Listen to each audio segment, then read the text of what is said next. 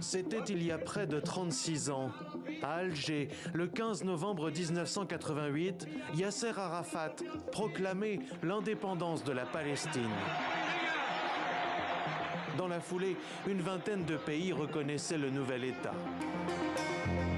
Aujourd'hui, ils sont quelques 137 pays sur les 193 membres de l'ONU à le faire, selon un décompte de l'autorité palestinienne. Manquent tout de même à cette liste quelques poids lourds de la communauté internationale, comme les États-Unis ou encore la France et l'Allemagne par exemple. En Europe, plusieurs pays, Espagne en tête, tentent de faire bouger les lignes depuis le début de la guerre à Gaza. Un pas nécessaire selon le chef de la diplomatie de l'Union, qui s'exprimait ce lundi à Riyad, avançant que Madrid, Dublin ou encore Bruxelles, notamment, allaient annoncer leur décision courant mai. Des propos précisés ce vendredi à Oxford. Pour Joseph Borrell, il s'agit d'un levier pour contraindre Israël à reconnaître la Palestine.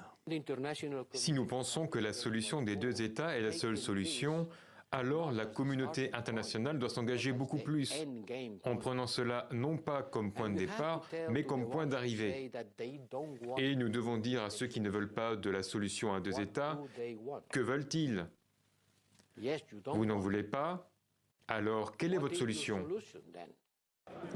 Pour Israël, reconnaître l'État palestinien, c'est faire un cadeau au Hamas. Et selon plusieurs experts du conflit, il y a peu de chances qu'un positionnement ferme, partagé et définitif des Européens ait une réelle influence sur l'action de Benyamin Netanyahou, tant que son plus proche allié, les États-Unis, ne se prononce pas en faveur de la reconnaissance de la Palestine. Joseph Borrell veut dire qu'il faut absolument que l'Union européenne exploite ce qu'ils ont comme atout, comme carte, face d'abord aux Israéliens, mais aussi pour finalement réhabiliter la négociation politique. Qui dit reconnaissance de l'État palestinien, dit certainement aussi la solution à deux États, et surtout, il exprime finalement la volonté de donner un rôle plus important à l'autorité palestinienne.